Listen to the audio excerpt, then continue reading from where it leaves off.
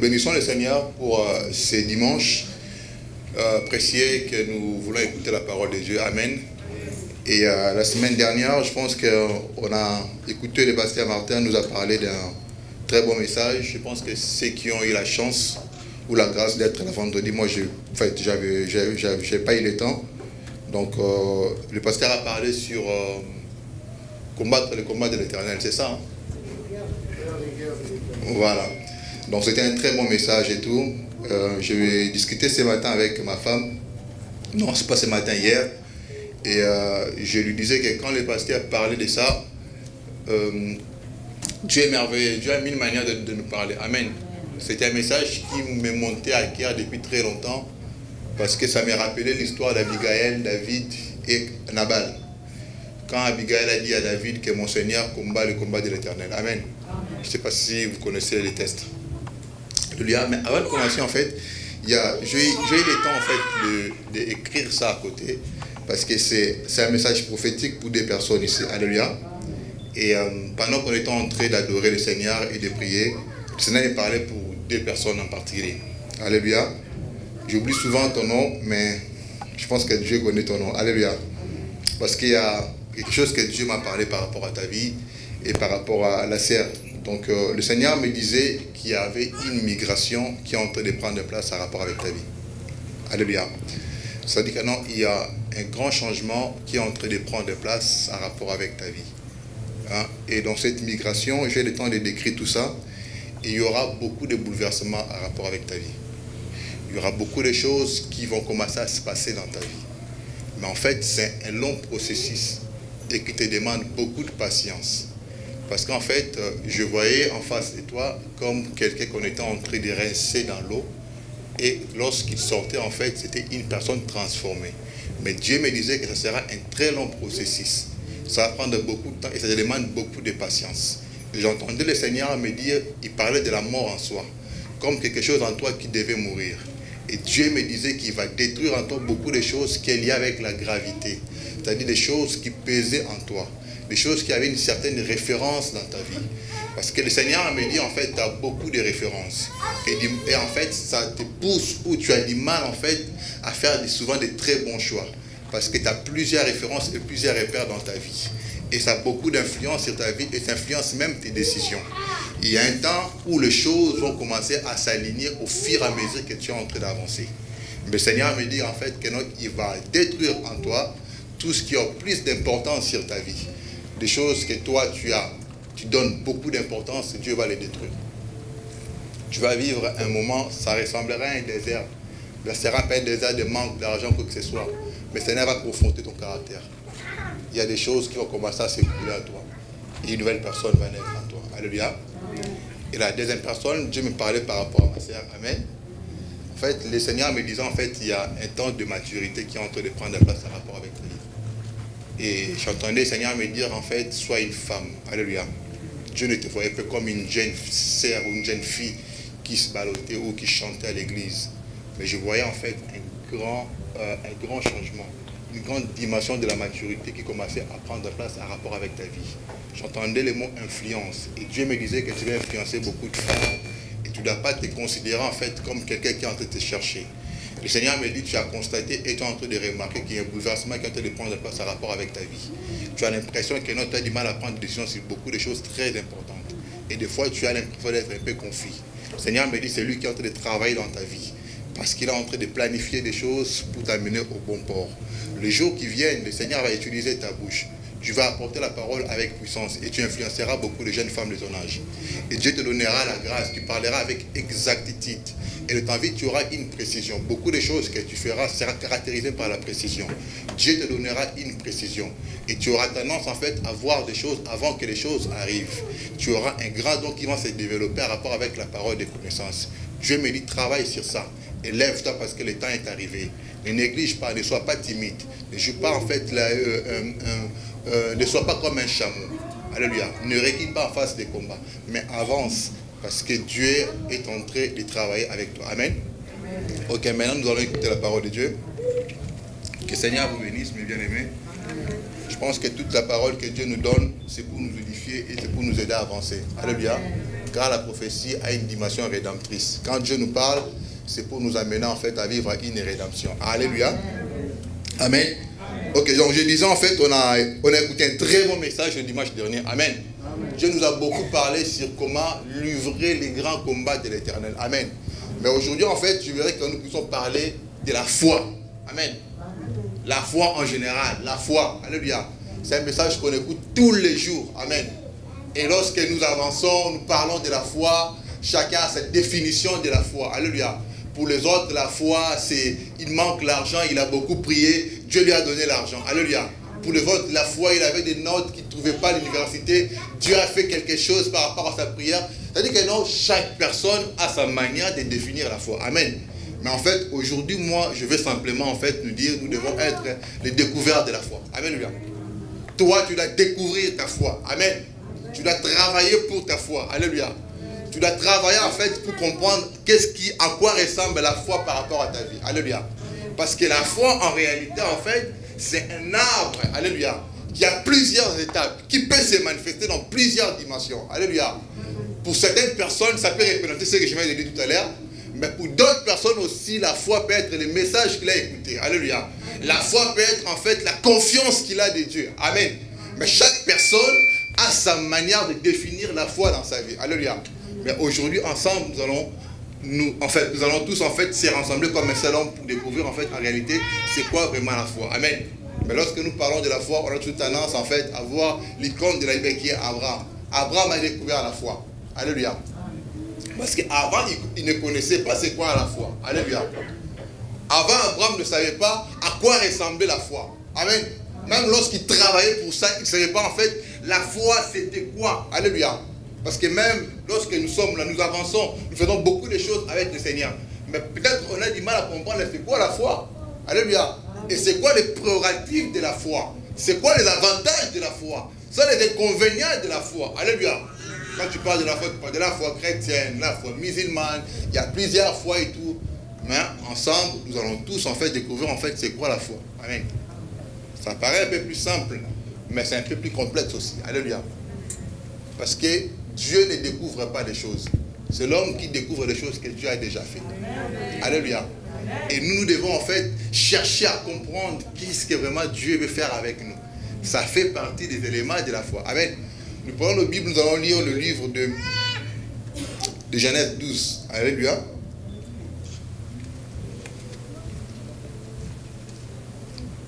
Bon, ça c'est mon invitation. J'ai écrit les messages ici. Alléluia. C'est pour moi. Disons Genèse 12, le premier verset. Si tout le monde m'écoute, je vais arrêter le micro. Ça me permet d'être un peu plus souple. La parole est claire. L'Éternel dit à Abraham, va-t'en de ton pays, de ta patrie et de la maison de ton père. Dans le pays que je te montrerai, je ferai de toi une grande nation. Et je te bénirai, je rendrai ton nom grand, et tu seras une source de bénédiction. Je bénirai ceux qui te béniront, et je maudirai ceux qui te maudiront. Et toutes les familles de la terre seront bénies en toi. Amen. La Bible nous parle d'un homme que nous connaissons tous, Abraham. Alléluia.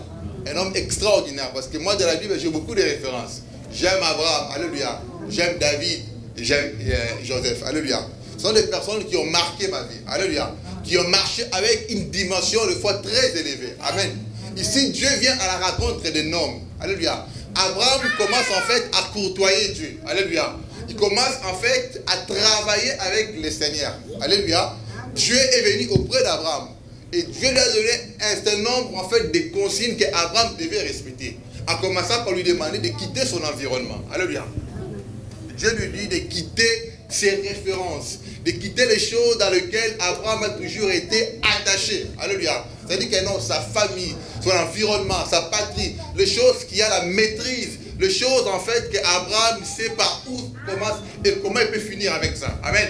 Mais Dieu vient, il commence premièrement par lui dire, Abraham, alléluia, quitte ton environnement. Amen. Dieu vient parler à un homme pour lui dire de quitter son environnement. Et lorsque Dieu veut travailler avec lui, alléluia, il lui demande de quitter son environnement. de quitter les choses qu'il a toujours habitude de faire. Alléluia. De quitter les choses qui se sentent de plus en plus en conformité. Alléluia. Abraham était dans un confort dans son environnement. Abraham se sentait beaucoup plus à l'aise dans sa patrie. Abraham se sentait beaucoup plus flexible avec sa petite famille. Alléluia. Mais Dieu lui demande d'abandonner toutes ces choses qui apparaissaient importantes pour Abraham. Des choses qui avaient en fait l'utilité pour la vie d'Abraham. Pour en fait l'amener dans un environnement qu'Abraham ne connaissait pas. Amen. Parce que le Seigneur voulait travailler avec nous, n'est-ce pas? En fait, Dieu lui amène à découvrir quelque chose qu'il ne connaissait pas avant. Alléluia. Abraham a eu la force, il a eu la foi de quitter le fait d'accepter, de partir, de tout abandonner et d'avancer, d'aller vers quelque part. Abraham a manifesté la foi. Alléluia. Amen. Abraham a manifesté une dimension de la foi. Amen. Qui lui permet en fait de rentrer dans le dessein de Dieu. Dieu lui demande de partir. Dieu lui demande en fait d'aller découvrir quelque chose qu'il ne connaissait pas avant. Dieu lui demande en fait de se familiariser en fait d'un nouveau environnement qu'il n'avait pas l'habitude de voir de temps en temps. Amen. C'est pas facile d'abandonner les choses que toi tu as toujours eu comme repère. Alléluia. Amen. Tu connais ta famille, tu connais tes amis, mais cet homme devait en fait abandonner toutes ces choses pour embrasser les choses de nouveau. Qui pouvait être le message de Dieu, qui pouvait être la parole de Dieu, qui pouvait être en fait n'importe quoi. Mais quand il partait, il ne connaissait pas. Il ne savait pas en fait qu'est-ce qui lui attendait. Alléluia. Il n'avait aucune idée de ce que Dieu voulait faire avec lui. Il n'avait aucune idée de ce que Dieu voulait mettre en place dans sa vie. Amen. Mais tout ce qu'en fait lui intéressait, c'est ce que Dieu lui avait dit. Amen. Dieu lui a dit de partir. Abraham n'a pas cherché à comprendre en fait qu'est-ce qui va arriver après. Parce que lorsque Dieu te parle, Dieu ne te donne pas forcément les détails de toutes les choses qu'il va faire avec toi. Amen. Dieu va te donner les grandes lignes de ce qu'il va accomplir avec toi. Mais il ne te dira pas en fait, en parlant que tu seras en train de promener, tu verras un homme qui va se lever pour prendre ta femme, tu verras un homme qui cherchera à te vendre. En fait, Dieu ne te dira pas toutes ces choses. Amen. Parce que si Dieu commence à nous dire chaque adversité, chaque chose, je pense que même les églises, on ne va pas commencer à se retrouver comme ça. Parce que si tu sais que celui qui va me trahir, quand tu veux, tu trouves à ta place. Parce que Dieu te donne simplement la grande ligne. Je ferai des choses avec toi. J'accomplirai des choses avec toi. Mais le reste des choses, c'est le mystère de Dieu. Alléluia. Donc ça dit que c'est à toi en fait de découvrir ça. Amen. Parce que Dieu fonctionne avec nous comme le GPS. Alléluia. C'est le GPS peut te dire, tu sais, il y aura tellement un trafic, il te montre qu'il y a le rouge. Ici, tu feras 24 minutes. Mais il ne te dit pas que non, tu vas raconter 24 voitures de telle couleur. Il ne te dit pas que non, l'accident s'est fait dans telle dimension. Il dit que non, c'est ta foi que tu mets sur le GPS pendant que tu seras en train d'avancer. C'est là où tu découvres les accidents et les choses en face de toi. Amen. Donc Dieu, il fonctionne comme ça. C'est un vrai GPS en fait. Alléluia. Et quand tu essaies de détourner, il va te dire récalcule. C'est-à-dire que parce que ton chemin là, il faut que tu repasses là où Dieu veut t'amener. Et tout tes recalculs là, ça augmente tes minutes et les retards dans ta vie. Amen. Parce que tu refuses de découvrir une fois que lui, il a tracé déjà un chemin. Alléluia. Après, il y a aussi des personnes que Dieu les laisse. Quand il ne veut pas recalculer, mais il y a des personnes dans lesquelles, alléluia, que Dieu lui-même, il se sent, alléluia, obligé de veiller sur leur vie jusqu'à la fin. Ils portent un fardeau. Ces gens-là, en fait, ils ont une dimension rédemptrice en elles. Et le Seigneur veut forcément voir ces personnes arriver là où Dieu lui-même est en train de les amener. Alléluia. Déjà comme de Joseph, que Dieu n'a pas laissé sa main toucher en fait aux interdits. Parce qu'il savait que non, il portait en lui en fait une dimension qui devait sauver les nations et même son propre peuple. Alléluia. Alors cet homme, il partait dans un environnement qu'il ne connaissait pas. Dieu commençait à lui parler. Dieu lui a dit des choses. Amen. Il a dit, Abraham, quitte, pars, va quelque part. Je vais travailler avec toi. Et pendant qu'il sera en train de travailler avec toi, il y a beaucoup de choses qui vont se manifester. Alléluia. Ce n'est pas facile pour nous, alléluia, d'abandonner beaucoup de choses qu'on a l'habitude de toucher. De laisser beaucoup de choses qu'on sait maîtriser. D'abandonner beaucoup de choses qu'on se sent beaucoup plus à l'aise. Où nous sommes dans notre confort, alléluia. Pour embrasser une vie qu'on n'a jamais connue auparavant. Bien aimé, c'est un bouleversement. Amen. C'est un bouleversement. Or, lorsque Dieu t'appelle, lorsque Dieu te prend, il nous prend comme des aveugles qui déplacent dans notre environnement pour nous amener quelque part. Chaque homme qui travaille avec Dieu, lorsqu'il vient auprès de Dieu, c'est un aveugle. que Dieu doit éclairer. Alléluia. Et lorsqu'il vient de plus en plus éclairé, il commence en fait à découvrir des choses qu'il ne connaissait pas avant. Alléluia. Vous savez, si tu prends un aveugle, je pense que j'ai déjà dit ça ici, tu lui laisses en fait environ pendant 100 ans. Il n'a plus besoin de quelqu'un pour le conduire. Il a tous ses repères. Il connaît son environnement. Il peut toucher à n'importe quoi, il sait qui c'est la porte. Et pourtant, il n'a pas les yeux. Mais quand tu le prends, tu le développes dans un environnement qu'il ne connaît pas. Alléluia. Même s'il fait le même espace, la même dimension, il aura tendance à se perdre parce qu'il n'a plus ses repères. C'est exactement comme nous les humains. Alléluia. Lorsque Dieu commence à travailler avec nous, la première des choses, bien aimés, nous perdons la confiance. Amen. Tu perds la confiance. Même lorsque tu marches avec Dieu, tu as des doutes. Parce que la Bible n'a pas décrit tous les détails de la Bible. Ce qui s'est passé entre Abraham avec Dieu. Alléluia. La Bible a dit simplement que non, à un moment Sarah a douté, Sarah a dit ceci. Mais la parole n'a pas dit si peut-être Abraham l'avait grondé. Sinon on pourra avoir des Bibles comme ça. La Bible en fait nous dit seulement les essentiels de la Bible. Alléluia. C'est que nous sommes censés de comprendre par rapport à la parole de Dieu. Mais les détails, l'histoire, le moment où Abraham manquait de sommeil, la parole n'a pas décrit ça. Alléluia. Amen. Tu peux avoir 110 ans ou 100 ans ou 90 ans, quelqu'un vient par la foi, il te promet d'avoir des enfants, il te dit que non, je le ferai, et toi tu continues à croire tranquillement comme ça au nom de la foi. Non. Tu auras un moment où tu seras dans des moments de faiblesse, où tu vas commencer à te poser des questions pour savoir qu'est-ce qui se passe, qu'est-ce qui va m'arriver après. Alléluia. Amen. Demandez à tous les hommes de Dieu lorsque Dieu les appelle. La première des choses, ils ont un doute pour commencer. Ils ne savent pas par où commencer. Ils ne savent pas par où mettre les pieds. Alléluia. Parce que Dieu t'amène à découvrir des choses que tu ne connaissais pas avant. Alléluia. La foi sera définie par rapport à toi-même. Alléluia. Tu définiras ta foi par rapport à ce que tu comprends de Dieu. Alléluia.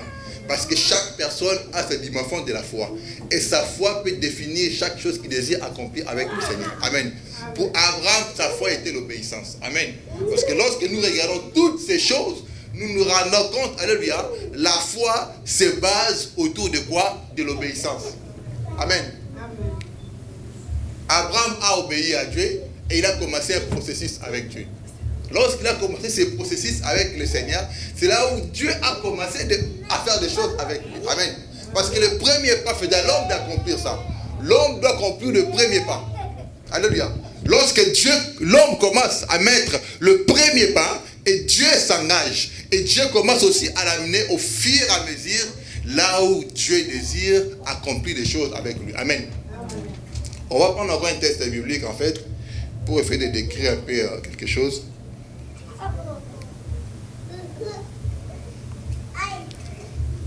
Nous prenons nos Bibles dans le livre de Hébreux 11, 8. Nous lisons le 8e verset.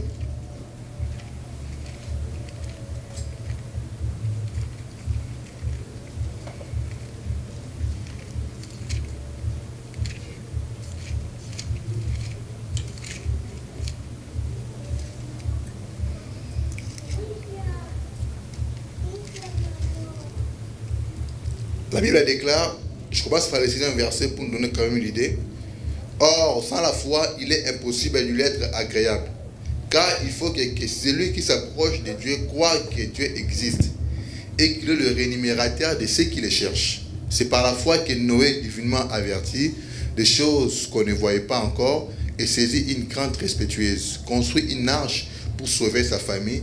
C'est par elle qu'il condamna le monde et devint l'héritier de la justice qui obtient par la foi. Amen. Écoutez, la Bible est très simple. La Bible nous dit que non, toutes ces personnes, ils ont simplement obéi. Alléluia. Mais en fait, l'obéissance, ici, en fait, se manifeste par ta flexibilité, alléluia, de rentrer avec exactitude dans le plan de Dieu. Amen. Dieu a commencé à parler à Noé de la même manière qu'il a parlé à Abraham. Alléluia. Ils ont peut-être eu des diversités par leur manière, en fait, de faire les choses ou d'accomplir les choses de Dieu. Mais l'idée ou le but, c'était la même chose. Alléluia. C'est de sauver. C'est quand Dieu a parlé à Abraham, c'était pour sauver un peuple que nous sommes aujourd'hui. Alléluia. Et quand Dieu a parlé à Noé, ça, en fait, ça avait la même intention, de sauver l'humanité, de sauver en fait un certain nombre de personnes. Alléluia. Pour que le but de Dieu continue. Alors, Dieu a parlé à Noé avec exactitude. Dieu a dit à Noé de commencer à bâtir quelque chose de très important. Alléluia. De bâtir l'arche. Noé, en fait, a créé quelque chose que dans son époque, ça n'a jamais existé. Alléluia. Je pense aussi peut-être moi et toi, au final, dans l'époque de Noé, peut-être on allait bien se moquer de Noé. Alléluia. Parce que, en fait, ces gens-là, ils n'ont jamais connu ou ils n'ont jamais vu la pluie. Maintenant, quand quelqu'un vient nous dire que non, Dieu nous a dit que non, il y aura la pluie et Dieu va tuer le monde, en fait, tu passes moi pour un vrai fou. Amen. Hein? Tu passes moi pour un vrai fou. C'est comme quand les Tunisiens demandaient de jouer à la Coupe d'Europe. Donc tu es en Afrique, mais tu veux jouer à la Coupe d'Europe. C'est-à-dire que non, ils sont devenus des fous. Vous comprenez un peu? C'est-à-dire que non, tu dis aux gens des choses qui n'existent pas. Non, il y aura la pluie, mais attends. Nous, on n'a jamais vu la pluie. Ça fait longtemps que la terre existe. Il n'y a pas la pluie. Dieu arrose la terre d'une manière différente. Il y a la mer, il y a les eaux, il y a plein de choses. Mais il n'y a pas la pluie. Donc quand tu viens pour annoncer une parole de foi, tu passes pour un fou. Alléluia. Parce que celui qui écoute déjà la parole de Dieu, il devient un fou. Alléluia. Pourquoi il devient un fou? Parce qu'il ne vit plus en fait selon ce monde. Sa manière de voir les choses, alléluia, est attachée maintenant au ciel. Parce que sa connexion en fait, ça se manifeste par son obéissance. Que cet homme a commencé à comprendre les choses avec Dieu. Cet homme a commencé à développer les choses qui marchent dans le cœur de Dieu. Alléluia. La foi que Abraham a manifestée, la foi que Noé a manifestée, sont des choses qu'eux-mêmes ont travaillé pour découvrir ça. Alléluia. Ils n'ont pas croisé les bras. Ils n'ont pas entendu en fait. Ils n'ont pas entendu 2 ou 3 personnes parler de Dieu. Non. C'est-à-dire que non. Et ils ont commencé à expérimenter Dieu sous une forme de l'obéissance. Amen. Amen. Parce qu'en réalité, la foi, c'est l'obéissance, c'est tout. Alléluia. Parce que la Bible déclare, c'est lui. La Bible dit ici, en fait, tu ne peux pas avancer auprès de Dieu si tu ne crois pas que notre Dieu existe. L'existence de Dieu, c'est quoi? Dieu n'existe pas partout. Je ne sais pas si je me fais comprendre. Je vous donne la nuance. Dieu n'existe pas partout. Qu'est-ce que je veux dire? Je sais que tu peux dire que non, il est omniprésent. Ne reste pas dans cette philosophie. Alléluia. Quand je te dis Dieu n'existe pas partout, c'est à quel sens que je vais dire ça? Dieu existe dans chaque vie où Dieu sent qu'il y a sa place. Alléluia. La Bible déclare, celui qui s'approche de Dieu, il doit croire que Dieu existe. Pour s'approcher de Dieu, en fait, il faut avoir quoi? La sagesse, la foi, l'intelligence, toutes ces choses, la crainte. Alléluia.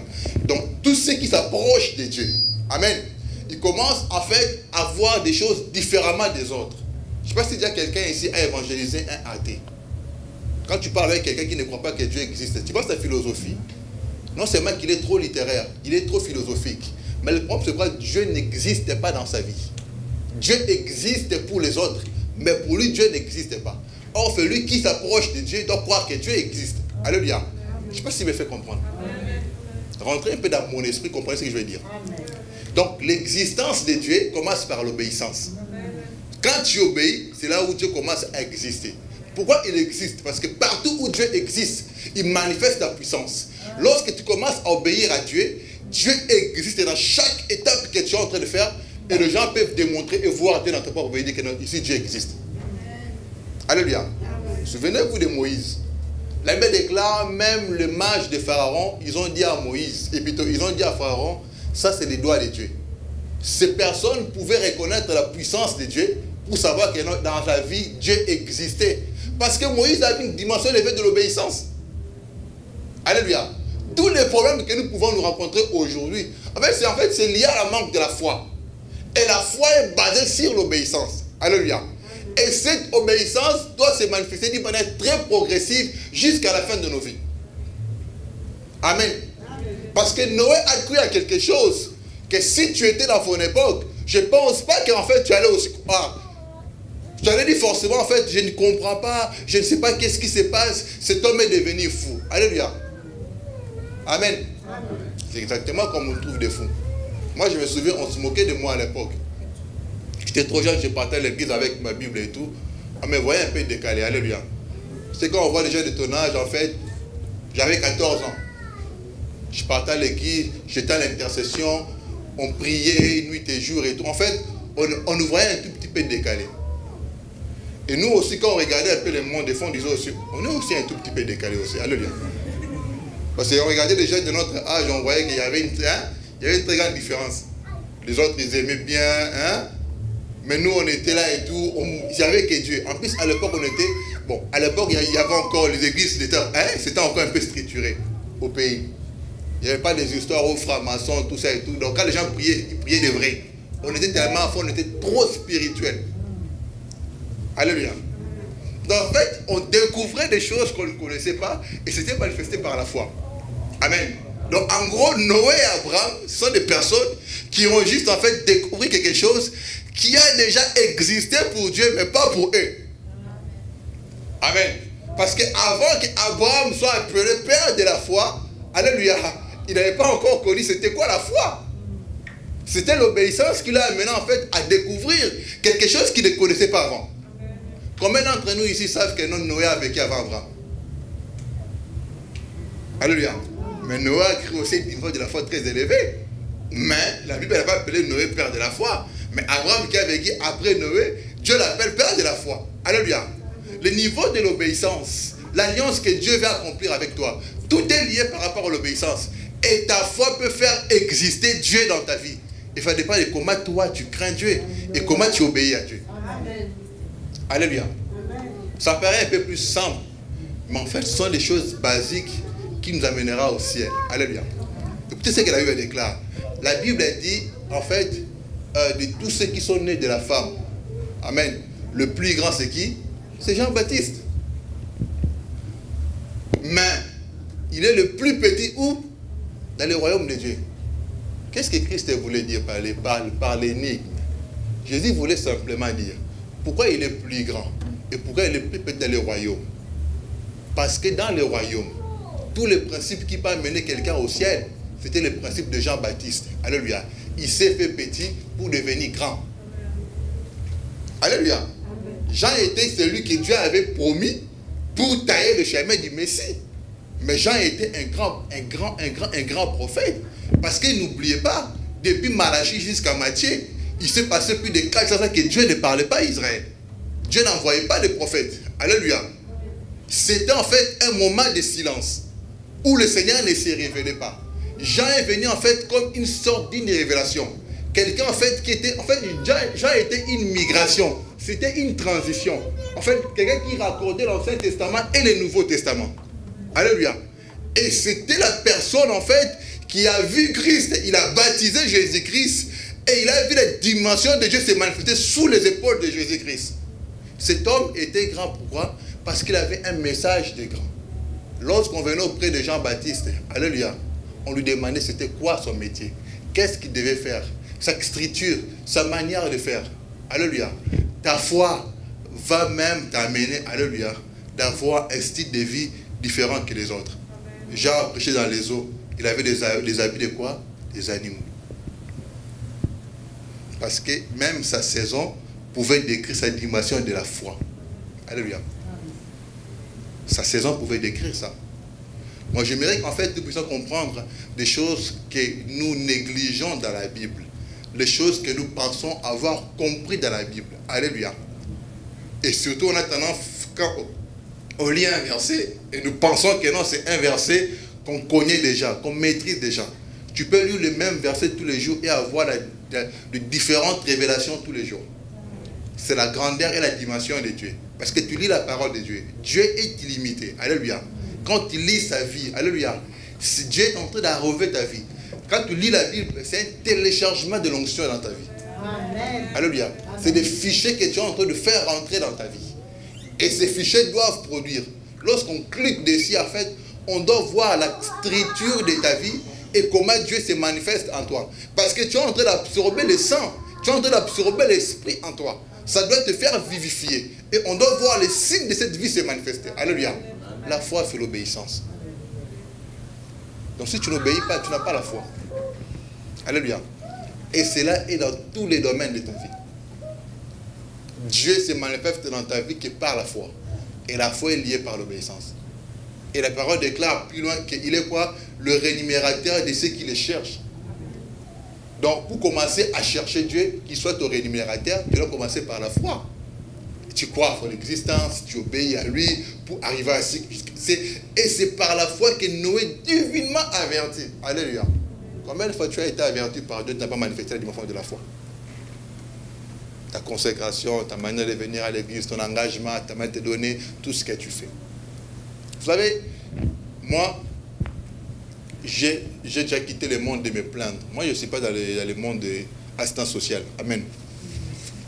Où les gens passent tout leur temps à se plaindre toujours. Ah, la vie c'est compliqué, les choses. Vous savez, la vie commence à se compliquer le jour où Dieu a commencé donc, en fait, les jours où l'œuf a commencé à se marquer dans le ventre de ta mère, c'est là où la complication a commencé dans ta vie. Alléluia. Oui. Et quand tu es parent, tu peux savoir les détails de ce que Dieu veut faire avec tes enfants, rien que par la grossesse. Et faire des grossesses très différentes. Et tu peux savoir en fait l'aspect du combat de chaque enfant, rien que par rapport à la grossesse. Je vous dis la vérité. Amen. Parce qu'en fait, la vie que Dieu nous a donnée, c'est une vie qui apparaît vraiment simple pour beaucoup de personnes. C'est pour là les gens pensent toujours qu'ils ont toujours le temps de faire d'abord ce qu'ils sont en train de faire et ils auront le temps de revenir à Dieu. Non, tu n'auras pas le temps. Le jour où tu reviendras à Dieu, tu seras dans les facteurs de GPS. Tu vas recalculer, tu ne vas pas beaucoup de temps et tu arriveras en retard et tu vas trouver la porte fermée. Alléluia. Je sais qu'au fond de toi, tu dis que non, la Bible déclare la fin des choses, le commencement. Mais pour qu'il y ait la fin, il faut qu'il y ait le commencement. Mais le commencement était comment? Parce que nous aimons bien les versets comment. La Bible déclare la fin d'une chose, mais le commencement. Même, qu'est-ce que tu sais si les jours il rendait là, il demandait pardon à Dieu? Vous pensez que Dieu est fou? Dieu aussi, il est malin. Donc en fait, tu es là, tu voles, tu tues les gens et tout. Et le jour de ta mort, Seigneur, pardonne-moi, tu pars un peu. Mais frère, tu as beaucoup de vie. Amen. Donc toi, tu attends simplement juste en fait les derniers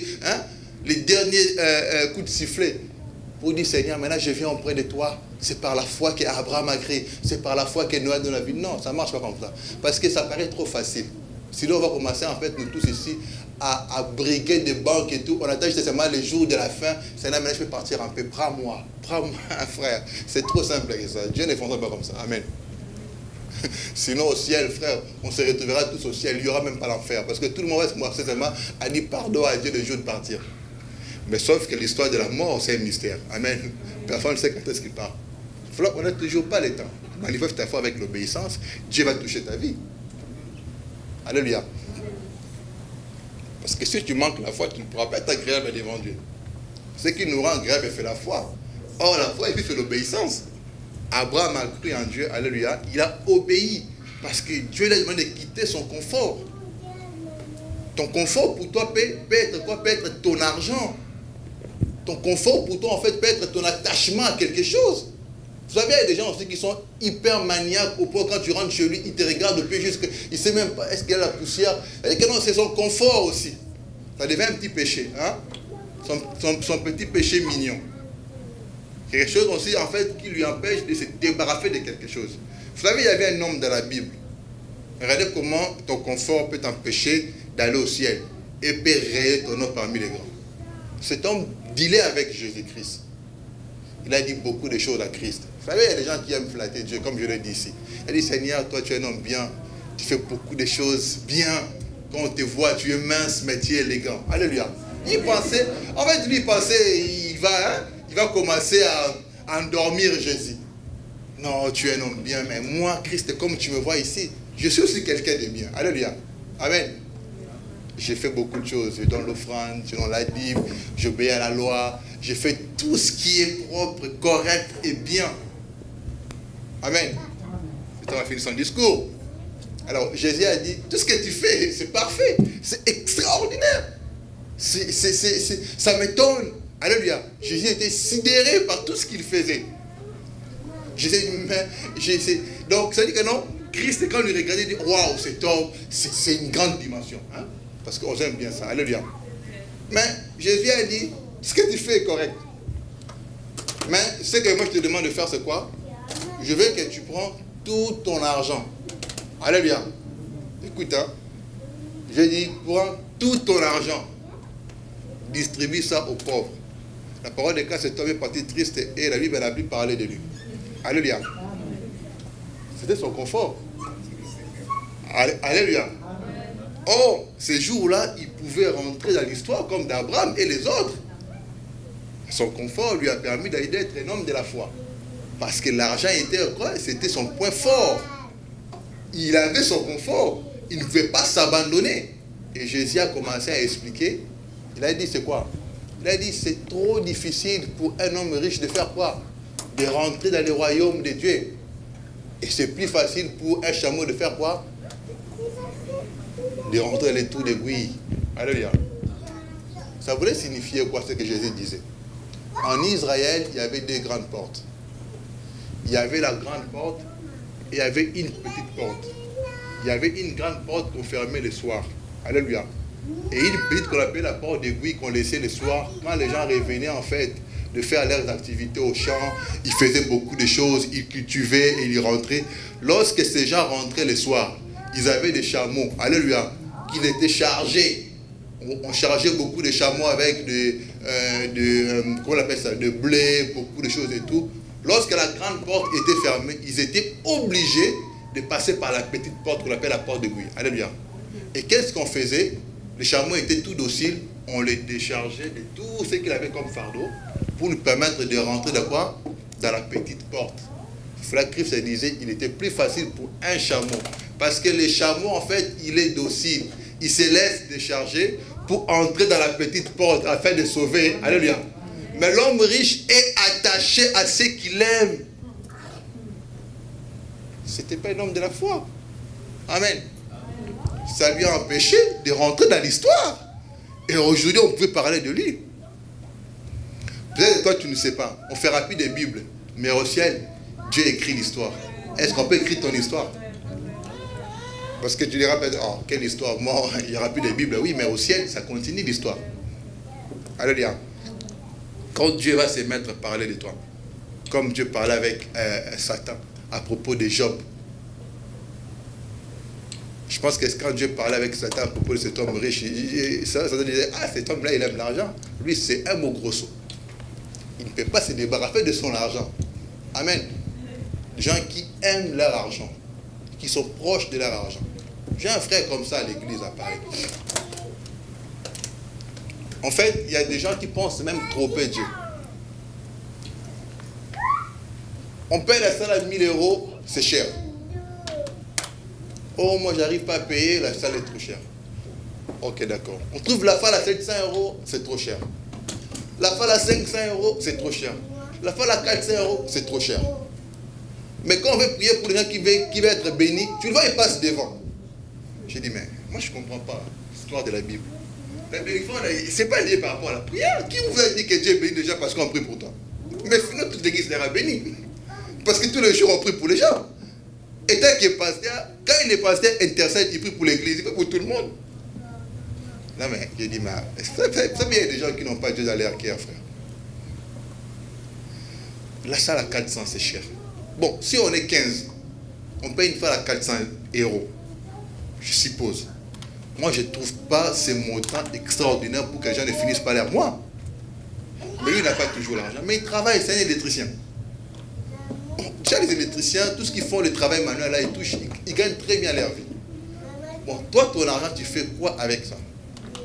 Quand on vient chez toi, on trouve rien d'extraordinaire. On dit peut-être que lui, il économise et tout, il fait des... Non. Quand on regarde ton compte, tu es toujours à découvert. Tu fais quoi avec ton argent? Tu ne donnes pas à Dieu, tu ne donnes pas aux autres, tu donnes à personne. Au point que non, il est parti au Congo, il n'a pas acheté une SIM. Pendant 3 semaines, il était, on ne peut même pas lui contacter parce que c'était cher. J'ai dit, mais vous savez, il y a certaines racailleries, c'est sorcellerie, vous savez ça? Bon, quand tu penses devant compris pour toi, frère, tu n'es pas un homme de foi. Tu ne seras jamais béni. Alléluia. La bénédiction aussi est liée par rapport à l'obéissance. Alléluia. Parce que quand Abraham a cru en Dieu, Dieu a commencé à bénir sa vie. Ce n'était pas un homme qui manquait de l'argent. Il fait la Bible. Abraham avait toute une armée. C'était un homme puissant. C'était comme Poutine. S'il faut qu'on le ramène à notre époque. Il avait ses serviteurs, il avait son armée. Il pouvait créer une rébellion, Abraham. Il pouvait être un vrai combattant, il commence une rébellion parce qu'il avait l'argent pour financer une guerre. Il avait des chameaux, il avait tout ce qui... Donc, ça veut dire que dans cet homme, il manquait que Dieu dans sa vie. Et il cherchait l'existence de Dieu qui était basée par le mystère de l'obéissance, qu'on appelle la foi. Ce n'était pas un homme qui venait, qui priait parce qu'il a une difficulté pour payer, je ne sais pas moi, son loyer, non. Abraham pouvait financer des banques s'il était dans notre époque. C'était un vrai juif. Alléluia. Les banques, ça appartient aux juifs. Amen. Un petit peu de ton temps à critiquer ces gens-là. Ils sont bénis, frère. Si tu avais un frère à l'église juif, milliardaire, c'est fini les défis. On ne fait plus de défis. 20 frères milliardaires juifs à l'église. C'est fini les défis. Tout ce qu'on fait. Donc ça dit que non, on ferme boutique, on commence à évangéliser maintenant. Amen. Maintenant, on a les moyens pour sauver des âmes. Alléluia. On va aller même au fond là-bas, à Singapour, je ne sais pas, parce que ce n'est pas les billets qui va nous manquer. Mais le problème, c'est qu'en fait, même les ministères marchent avec l'argent.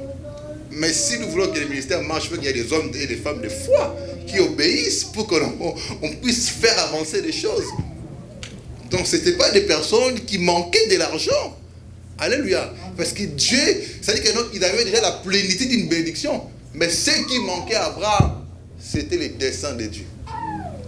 Amen. Alléluia. Mais écoute quelque chose qui est très important ici. Tu as la confiance de Christ avec cet homme. Alors quelqu'un est venu dire à Christ, en fait, Jésus, toi tu es quelqu'un de bien, tu es un bon maître. Jésus lui a répondu, personne est bon. Là il a dit ça, ce verset. Jésus a dit, personne est bon. Ça ne fait te dire rien. Attends, Christ, qui te dit, tu dis, Jésus, tu es bon. Tu vois, quand le frère adorait aussi, Seigneur, tu es bon, tu es mon Père. Mais il te dit, non, je ne suis pas bon. Oh, mais ça te trouble. Toi, tu es bon, mais il te dit, je ne suis pas bon. Alléluia. Chaque phrase de Jésus cachait une révélation derrière. Il dit, je ne suis pas bon. Parce que Jésus aussi, il se voyait comme un homme qui n'avait pas encore compris toutes les volontés de l'Éternel pour décrire qu'il était un homme bon. Parce que c'est à la croix qu'il pouvait dire qu'il était un homme bon. Parce que quand il rendait l'âme, c'était la finalité de sa foi en Christ. La foi, c'est le détail de notre salut que nous devons travailler jusqu'à la fin de notre vie. Et je vous ai dit ici au départ, ce n'est pas que nous à la fin d'une chose. Non. La fin doit commencer au début. Parce que si tu dis la fin d'une chose, donc pour toi, quand tu dis la fin d'une chose, c'est ton début. Donc la fin sera l'enfer. Parce que quand tu iras l'âme, tu demandes pardon à Dieu. C'est le début de ce que tu as commencé. Ben, tu dis la fin. Le début, c'était où? C'est quoi l'historique avec Dieu? Quand on ouvre ton ordinateur, on regarde à l'historique. Tu t'es connecté à rien. Maintenant, tu veux que non, non, mais on ne va rien trouver. Il n'y a pas une histoire, il n'y a aucun impact au ciel. Donc Jésus ne se considérait pas comme un homme bon. Aussi longtemps, il n'avait pas encore fini les desseins de Dieu sur terre. C'est cela Paul a dit, je vous ai annoncé toute la volonté de Dieu. Alléluia. Parce qu'il s'est considéré comme maintenant une personne bon. Alléluia. Parce qu'il a accompli ce que Dieu devait faire avec lui. La bonté est toujours liée par rapport à l'obéissance. Tu peux faire tout ce que tu veux. Tu peux accomplir tout ce que tu veux. Frère, si tu n'obéis pas à Dieu, tu n'es pas un homme bon. Alléluia. Tu peux acheter des bateaux. Tu peux acheter tout ce que tu veux. Mais si tu n'obéis pas à Dieu, tu n'es pas un homme bon. Une bonne personne, alléluia, pour devenir quelqu'un de bien, il faut obéir à Dieu. Jésus savait qu'il obéissait à Dieu. Il n'avait pas fini ce qu'il avait à faire sur terre. Alléluia. Ce qu'il avait plutôt à faire sur terre. Lorsqu'il va finir, c'est là où il parlera de noms bons. Alléluia. Lisez la Bible. La Bible déclare, lorsque Dieu a créé les choses, le premier jour, Dieu a dit que cela était bon. Alléluia. Dieu, il disait bon, c'était à la fin de chaque chose qu'il créait. Mais quand il commençait à créer, il disait pas, ah, ça c'est extraordinaire. Non. Il finit, il dit bon. Et quand il a tout fini, que Dieu a dit que cela était très bon. Alléluia. C'est-à-dire que non, tout ce qui est bon est lié à la finalité. La finalité est liée à l'obéissance. Tu n'obéis pas, tu n'es pas un homme bon. Tu obéis, tu es quelqu'un de bien. Alléluia. Ta foi est liée par rapport à ton obéissance. Chaque chose que tu obéis dans ta vie, que tu entreprends, ça montre ton niveau de la foi et jusqu'à où tu peux aller avec Dieu. Raison pour laquelle Dieu peut te mettre devant les épreuves. Il peut te mettre devant le défi, devant beaucoup de choses.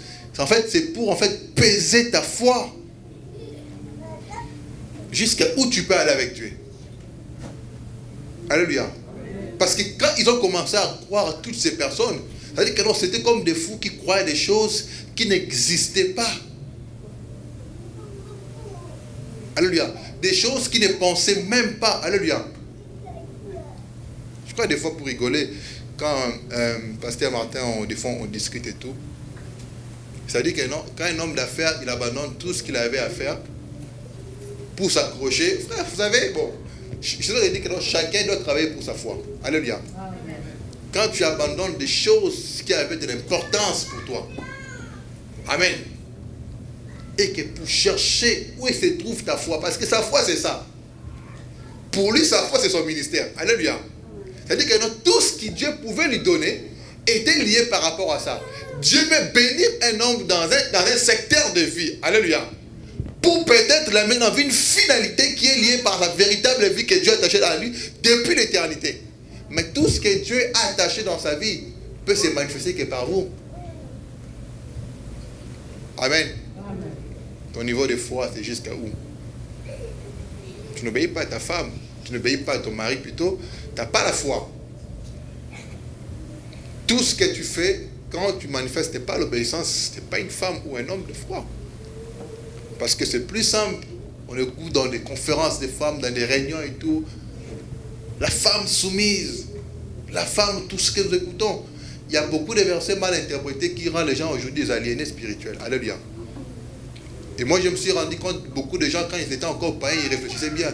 Lorsqu'ils sont venus à l'église, on ne comprend même plus comment ils parlent. Tu ne sais même pas, qu'est-ce qu'ils te racontent? C'est quand l'église est en train d'aliéner les gens. Or, ça devait être le contraire. Quand quelqu'un vient à l'église, alléluia, sa vie doit non seulement changer parce qu'il devient un homme spirituel, mais on voit même ses capacités intellectuelles se développer parce que la parole, c'est la vie qui doit transformer les gens. Mais on a l'impression que non, c'est un groupe de gens qui jouent, qui dansent et tout, qui savent même pas où sont des parties. C'est du désordre. Vous savez qu'est-ce qui fait ça? Frère, tu ne découvres pas ta foi, frère. Tu seras comme tout le monde. Tu feras des choses comme tout le monde, sans structure, sans... On ne sait pas c'est quoi la tête, on ne sait pas où est-ce que ça va finir. La parole qui nous donne la vie, non seulement doit structurer nos vies, mais ça doit aussi nous amener en fait à monter et à comprendre certaines dimensions qu'on ne connaissait pas avant. Parce que la foi doit t'amener, en fait, doit t'amener à grandir, à prospérer, à voir différemment, à trouver des visibilités là où il y avait les ténèbres. Toi, tu comprends d'une manière extraordinaire. Alléluia. Parce que si tout le monde avait l'obéissance, frère, vous savez, on n'aura pas à se plaindre. Je connais une église qu'on est parti en 2007 avec mon pasteur à Pointe-Nord pour aller prêcher. Frère, c'est une église de 24 personnes en Afrique. Je vais vous dire la stratégie de cette église-là. Vous savez, il y a des gens qui sont apostoliques dans leur mentalité. Et puis il y a des gens qui écoutent les messages apostoliques, mais il fallait être transformé pas. Parce que les archéas, il faut déjà laisser tomber. Cette église de 24 personnes fait des choses qu'une église de 1000 personnes ne peut pas faire. Ils ont un système de stratégie. C'est-à-dire que dans tous les cadres, donc des gens qui travaillent chez Air France, à Pointe-Noire, qui travaillent, je ne sais pas, dans un groupe pétrolier, en fait, ils prennent des frères de l'église, ils t'envoient dans une agence. Toi, quand tu viens là-bas, toi et les frères, vous ne connaissez pas. Donc c'est lui qui, en fait, qui suit ton dossier pour te faire engager dans cette société. Donc tout le monde travaille dans l'église.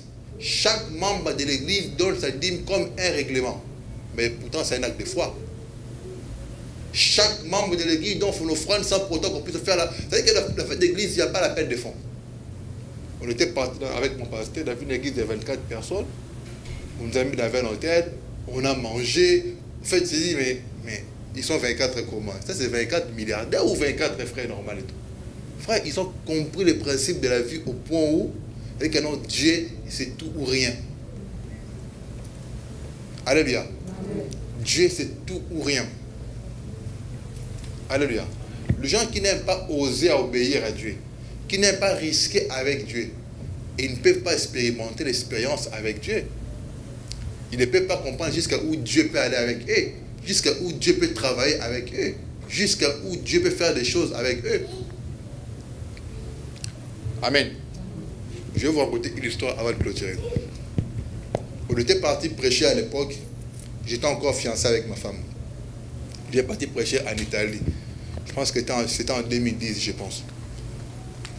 Et quand il y avait quelques frères de l'église, il y avait 3 sœurs de l'église et ma femme, oui. Donc, comme eux tous, c'était des Françaises, hein, il n'y avait que moi, situation compliquée. Alléluia. Même pas compliquée, situation qui n'existait pas. Parce qu'en fait, dans l'État, il a le pouvoir de te retirer les papiers et te donner quand il veut. Alléluia. Amen. Bon, ceux qui sont nés ici, qui ne connaissent pas c'est quoi se battre pour des papiers, ils ne peuvent pas comprendre ces choses. Amen.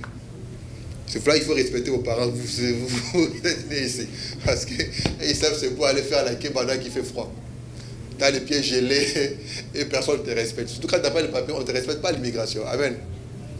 Bref, nous sommes arrivés, on a pris les bis. C'était le seul moyen qu'on pouvait affranchir les frontières sans peut-être se faire contrôler. Amen. Alléluia. Alors, on a pris la route et tout pour l'Italie. C'est un long chemin, frère. Quand tu fais un voyage de 12 heures pour aller prêcher, quand tu arrives, tu n'as même plus la force de parler. Tu dis, mais qu'est-ce que tu vas dire? Toute ton énergie est partie dans le bis. On a pris le bis et voilà, ceux qui ont vécu en France peuvent comprendre. Alors, donc ça dit que non, le bis fait l'arrêt qu'à Lyon. Donc de Paris à Lyon, c'est à 6 heures. Alors, de Lyon à Turin, c'est à peu près 4 heures. Tu as déjà 10 heures de route. Peut-être tu pars à Pérouja. Or, de Pérouja, pour arriver jusqu'à Turin, c'est presque à 8 heures. Le temps, tu fais 18 heures pour aller prêcher demain. C'est avec quelle énergie? Là, ça se passe bien parce que les Français, ils n'ont pas de problème. Quand tu sors, en fait, quand tu quittes leur territoire, pars en paix. Mais quand les gens viennent de l'Italie, ils savent que l'Italie, c'est un peu la galère. Quand tu rentres en France, frère, on te surveille. Et moi, ça faisait 2 semaines que j'avais déjà mon rejet. J'avais reçu des courriers. Et on était avec elle, on a parlé. J'ai dit, bon, on a déjà mis la fiche. On a nos gens qu'on devait venir. Je l'ai prêché et tout. J'ai des possibilités pour annuler, frère. Soit j'ai perdu un enfant ou je ne sais pas, je suis malade sérieusement, mais bon, ça, je pense que ce n'est pas l'obstacle pour moi. Je dois partir. Alléluia. On a pris la route, nous sommes passés tranquillement. Et au retour, en fait, il y avait 2 Pakistanais avec nous. Vous savez, les gens, quand tu montes avec, ils te créent des problèmes. Même si toi, tu as des problèmes à toi, mais ça pouvait passer. Mais eux, en fait, leur présence te ramène encore plus de problèmes. Frère, j'ai vu, bon, j'ai dit, ici, nous les Noirs, ici, ça va de tête. Bon, ça passait bien, comme on est, il y a plusieurs blancs, ça peut camoufler. Ils vont dire, bon, on fait les touristes qui rentrent en France. Mais ces gens-là, ils sont rentrés avec... Vous savez, quand tu vois, tu n'as pas de papier, il faut mettre des gros valises. Hein? Des grosses valises, là, ça tire la police. Parce que lui, là, c'est un voyage à côté, ils savent comment les gens qui vivent ici fonctionnent. Quand tu pars à côté, tu pars à Montréal, tu mets ta sacoche derrière et tout, tu as ta petite valise. Elle vient de l'Afrique et tout, une grosse valise comme ça et tout, c'est même plus lourd que lui. Et ça, c'est un Africain. Amen. Bon. Alors, on arrive à la frontière de Turin, plutôt de la France et l'Italie. On a mis les bus à côté, contrôle d'identité. Ah, frère, ça c'était chaud, hein. Elle te dit, bon, ici, c'est-à-dire que non, l'église doit beaucoup prier pour que le pasteur retourne encore, mais on doit faire quelque chose. Alléluia. Bon, on sait que si on m'arrête, il y aura la procédure, il y aura les avocats et tout, mais on doit arrêter à la frontière, tout le monde doit partir. On ne sait pas si on va te renvoyer à Bobigny ou pas. Peut-être que tu auras l'avion ces jours-là, là-bas. On a arrêté les bis. Frère, on a contrôlé, on a pris les papiers de tout le monde. Ma femme pleurait et tout, elle a dit, ah, ces gars, je ne sais pas quand je vais le voir encore, ce mec, il va partir. Ça va trouver une histoire de prière, de gêne et tout. Mais moi, j'étais là hyper confiant. Comme dans mon esprit, dans mon domaine spirituel, je n'ai rien vu de négatif. Je savais que tout allait bien se passer. Frère, on a contrôlé, on a pris les papiers de tout le monde, on a tapé à la machine. Tac, tac, tac, on a fait des années, les 2 Pakistanais. Moi, on est revenu, bon voyage. Frère, le papier, il est mort. C'est expiré. Frère, ça n'existe même pas. Donc, ça dit que non. Donc, toi, on ne te connaît plus en France. Tout ce qu'on attend, c'est l'OQTF, quitte le territoire, frère. Le papier expiré et tout. On te remet ton papier, on te dit bon voyage. Et on prend les 2 Pakistanais, on dit vous mettez à côté. Et il part. Enfin, ne cherchez pas de miracle. Obéis seulement à Dieu. Tu feras ta vie, ça sera tellement structuré. n'as pas besoin de beaucoup prier. Obéis seulement à Dieu, c'est tout. Ne prie pas et tout. Moi, j'avais dit non. Dans l'esprit, je n'ai rien vu d'anormal. Parce que quelque chose m'arrive. Même si je ne vois pas tout en exactitude, mais j'ai au moins des intercelles, de quelque chose de négatif. Mais je n'ai rien réussi. J'étais là, je tremble. Tu vois, tu transpires un peu. Ton cœur bat vite. Tu sais que non, Dieu va agir, mais c'est un peu compliqué. Amen. Frère, quand on doit dire bon voyage, il dit, ah frère, Dieu existe. Il faut le faire rester dans ta vie. Alléluia. Parce que ces gens-là, quand ils te tapent comme ça, ils trouvent tous tes problèmes. On t'a rejeté tel jour, à quelle heure, allez à côté. Amen. Non. Dieu, il fait des science-fiction, frère. Il peut rentrer dans les systèmes informatiques, il change des choses. Vous ne comprenez pas ce qu'il fait, frère, mais il bouleverse les données. Obéis seulement, frère. Il n'y a pas de miracle à faire. Vous savez, certaines prières qu'on fait aujourd'hui, on doit les canaliser sur d'autres choses. Alléluia. C'est comme quand j'étais en Afrique, je disais à frère, on doit arrêter de prier pour chercher la nourriture. Il faut prier pour acheter des maisons. Frère, quand tu commences à prier la Bible a dit, donne-nous notre pain de ces jours. Frère, quand on commence à prier pour trouver à manger, il y a un problème sérieux. Il faut délivrer les gens, frère. À manger, ça fait partie de notre bénéfice de tous les jours. Donc quand tu réveilles le matin, il faut que tu manges. Donc si tu ne manges pas, tu as décidé de gêner. On cherche l'argent pour acheter des maisons, pas pour manger. Alléluia. Hein? Frère, il y a des prières, quand tu commences à le faire, ça montre au fait ton niveau de compréhension de la parole de Dieu.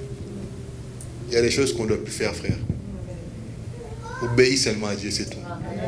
Ces jours-là, l'obéissance m'a sauvé. Frère, si je n'avais pas l'obéissance, j'allais reprendre mes chikwans, j'allais reprendre tous les poissons de coin chez les mamans là qui nous faisaient à côté et tout, ils mettent un peu de l'huile, des citrons et tout. Et Dieu a dit non, toi tu ne pars pas, tu as beaucoup de choses à faire, qu'est-ce que tu vas aller faire là-bas? Vous savez, quand tu deviens important dans la vie de Dieu, c'est là où Dieu s'intéresse à toi, il combat tes combats. Dieu ne combat pas les combats de beaucoup de personnes parce que ces gens-là ne s'intéressent pas à Dieu. Alléluia. Obéis à Dieu. Dieu fera des choses avec toi. Alléluia. La Bible déclare qu'il est des rémunérateurs de ceux qui les cherchent.